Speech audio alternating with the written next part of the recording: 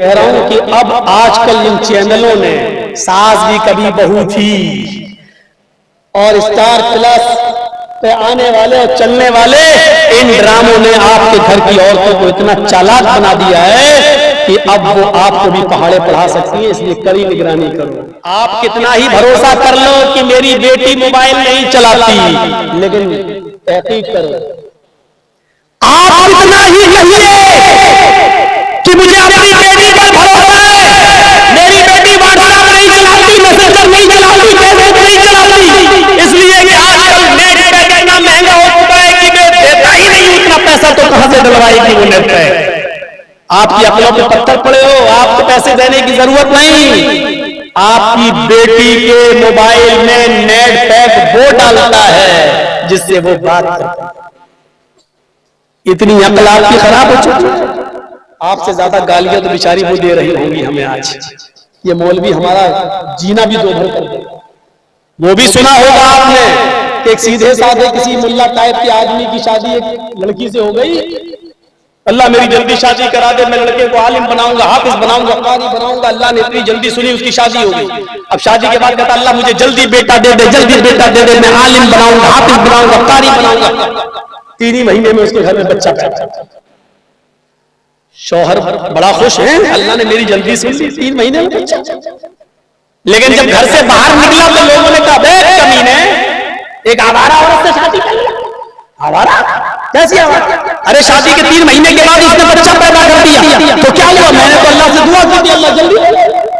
अबे पागल, जल्दी दे दे इसका मतलब यह कि पीरियड से पहले दे दे। अभी तुमका अल्लाह जवान कर दे तो क्या कल ही जवान हो जाएगा तेरा बेटा? अरे पीरियड तो पूरा करेगा। तो क्या कहना क्या चाहते हो? क्या बच्चा 9 महीने के बाद पैदा होता, तेरी बीवी ने 3 ही महीने में पैदा कर दिया। गलत है, हराम का बच्चा, नाजायज औलाद है। गया अपने घर में, कहता 2 जूते उतारे, बीवी से कहा पक पागल। क्या हुआ? कहा कि पहले ये मुझे बता कि शादी के बाद बच्चा 9 महीने में पैदा होता, तूने 3 महीने में कैसे कर दिया? बीवी कहती अल्लाह तूने मुझे कैसा आदमी दे दिया, जाहिल गवार अनपढ़। वो कहता जाहिल गवार? अरे किसको बोल रही है? कब तुझे? अल्लाह मेरी तो किस्मत फूट गई। ये 9 महीने को 3 महीना कह रहा है, ये तो हिसाब जोड़ना भी नहीं जानता। अल्लाह तूने मुझे कैसा पति दे दिया? कहता मेरी बीवी क्या मतलब है? बच्चा कितने महीने में हुआ? 9 महीने में। नहीं, गांव वाले तो कह रहे हैं 3 महीने में हुआ, और मुझे भी मालूम है, देखिए जनवरी फरवरी मार्च 3 ही महीने तो हुए। बीवी कहते अल्लाह मेरी किस्मत फूट गई। करे तो इनके हिसाब समझाओ बीवी, हमें तुम्हारे ऊपर भरोसा है, बताओ। तो कहती है हिसाब क्या? बिल्कुल सीधा सीधा हिसाब है। ये बताओ कि हमारी शादी तुमसे हुई उसको कितना महीना हुआ? कहा 3। कहा तुम्हारी शादी हमसे हुई उसको कितना महीना हुआ? कहा 3। कहा कि 3 महीना मेरी शादी का, 3 महीना तुम्हारी शादी का, तो कितना हुआ? कहा 6। और बच्चा कितने महीने के बाद हुआ? कहा 3। तो कहा 6 और 3 कितना हुआ? कहा 9। का सीधा सीधा हिसाब है, 9 महीने के बाद बच्चा मैंने पैदा किया, तुम कह रहे हो 3। कहता अल्लाह मेरी बीवी नाजायज नहीं है, मेरी बीवी ने जायज बच्चा पैदा किया। मोहल्ले वाले मर रहे, मरने दो कमीने, जल्दी। अल्लाह ने मुझे जल्दी दे दिया इसलिए लड़ रहे, मर रहे, किसी को मिला नहीं। ये अकले फेरने में हमारी घर की औरतें और बेटियां जब मेहराब के अंदर थी और उनके मस्जिद में मेहराब के पास जब बेमौसम फल आ गए, बेमौसम फल, तो जकरिया ने जब बेमौसम फल देखे कि इसका तो मौसम नहीं हो, ये फल के पास तरबूज का मौसम नहीं, तरबूज मरियम के पास, तो क्या कहा था? अन्ना लकी हाज़ा, आए मरियम ये फल तेरे पास कहां से आ गए? वो मरियम जिसकी पाक दामनी का ऐलान अल्लाह ने किया है, वो मरियम जिसके पाक दामनी का ऐलान अल्लाह ने अर्श के ऊपर से किया है कि मरियम को किसी मर्द ने छुआ नहीं है, वो मरियम जिसकी पाक दामनी की गवाही अल्लाह ने दी है, उस मरियम से उसका कफील हिसाब ले रहा है, उसका सरपरस्त। अन्ना लकी हाज़ा, ये फल तेरे पास कहां से आएगा? तरबूज का मौसम नहीं, तरबूज कहां से आया? इस फल का मौसम नहीं, कहां से आया? यानी कौन लड़का देकर गया? मकसद ये था। मेरी परवरिश बड़े दीनदार तरीके से हुई थी, इसलिए जवाब भी बड़ा दीनदाराना देती है। क्या कहती है? हुआ मेरे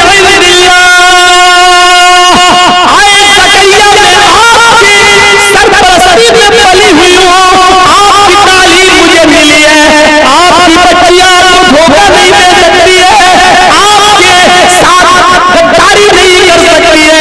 रहा ये फल मेरे पास कहां से आए? हुआ मेरे अल्लाह, ये गैर से आए, फरिश्ता पहुंचा कर गया है, अल्लाह के पास से आए हैं। जवाब देखिए, अल्लाह की नेक बंदी का जवाब कितना प्यारा था। ये सारे के सारे बेमौसम फल अल्लाह के पास से आए। मेरा ताल्लुक किसी लड़के से नहीं, इस मस्जिद में नमाज पढ़ने आने वाले किसी नौजवान ने मुझे ये फल नहीं दिए। मैं ये सारे फल अल्लाह की तरफ से आए हैं, मैं गवाही देती हूँ। और करो, जब इतनी नेक और पाक दामन और ऐसी पाक दामन जिसने बगैर शादी के बगैर शौहर के बेटा दिया और मोहल्ले में शहर में चर्चा हुआ तो मरियम ने नाजायज औलाद पैदा की है, तो अल्लाह ने जिब्रील को भेजकर उसकी पाक दामनी का ऐलान किया कि मरियम गलत नहीं है, उनको किसी मर्द ने छुआ नहीं है, उनको तो फरिश्ते ने उनके पेट में हाथ लगाया और छुआ और फिर बेटा हो गया, उसमें रूह डाली गई है। मरियम को हमने बगैर शौहर के बेटा दिया है।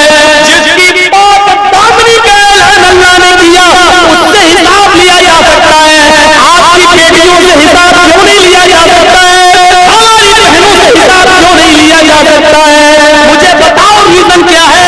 आप अपनी बहनों पर, अपनी बेटियों पर आंख बंद करके भरोसा कैसे कर लेते हो? जिसकी बेटियां रात की तारीकी में व्हाट्सएप चलाए, फेसबुक चलाए, मैसेंजर चलाए, उन लोगों को अब ये तसव्वुर जहन से निकाल देना चाहिए कि मेरी बेटी कभी किसी गैर मुस्लिम के साथ नहीं भागेगी, फरार नहीं होगी। महाराष्ट्र की कोर्ट, हरियाणा और राजस्थान की कोर्ट भरी पड़ी है। इन लड़कियों ने, मुस्लिम लड़कियों ने एप्लीकेशनें दे रखी हैं कि मैं फला फला गैर मुस्लिम लड़कों के साथ अपनी मर्जी से शादी करना चाहती है। हो सकता है कि जब मैं शादी करूं तो मेरे माँ बाप रुकावट बने। यहां से मैं पहले से एप्लीकेशन दे रही हूं कि मैं उस गैर मुस्लिम लड़के के साथ शादी अपनी मर्जी से करने के लिए तैयार हूं। ये नतीजा है इसी मोबाइल का, ये नतीजा है इसी व्हाट्सएप चलाने का, ये नतीजा ये मैसेंजर और फेसबुक चलाने का। जब हमने इतनी आजादी दे दी है तो ये दिन हमें देखना पड़ेंगे, ये दिन हमें देखना पड़ेंगे। ये सारी प्लानिंग हो चुकी है।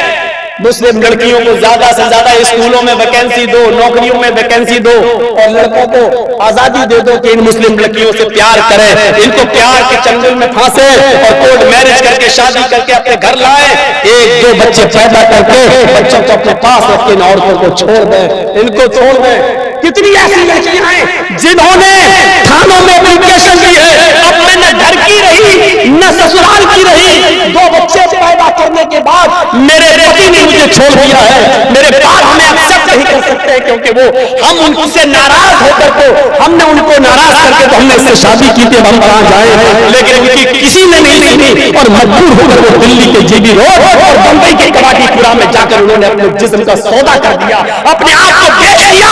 आज वो मुस्लिम लड़कियां जो गैर मुस्लिमों ने छोड़ दिया है, जिनको आज वो अपने जिस्मों का धंधा कर रही हैं, क्या ये दिन अपने बहनों बेटियों से देखना दोबारा करोगे? क्या इस दिन के लिए तुम जिंदा रहना पसंद करोगे? इसलिए एक्शन लो और जो चीजें हमारी बहनों बेटियों को वहां तक पहुंचाने की जिम्मेदार हैं उनको पहले छीन लो, उनसे छीन लो और उनको इन चीजों से दूर कर। कितनी नौटंकी हो रही है। अब पढ़ाई भी ऑनलाइन होगी, आप दोगे मोबाइल और इन दो 15 का कुछ ये कार्ड बना, ये यूट्यूब पे देना नहीं कोई भी, इनका कोई भरोसा नहीं है कि कब कह दे कि कोरोना फैला गया। अभी दिल्ली में बढ़ ही रहा है, पता नहीं कब आ जाए। ये कभी भी, ये दो लोग जो देश के मेन जिम्मेदार हैं, ये जब चाहेंगे तब कोरोना ले आएंगे और जब चाहेंगे तब खत्म हो जाएगा, जब चाहेंगे तब खत्म हो जाएगा। और कोरोना बड़ा समझदार है, ये नेता लोगों की रैलियों में नहीं आता है, ये गरीबों के घर में आता है, ये मजदूरों के घर में आता है, ये रैलियों में नहीं आता है। ये बहुत समझदार है कोरोना।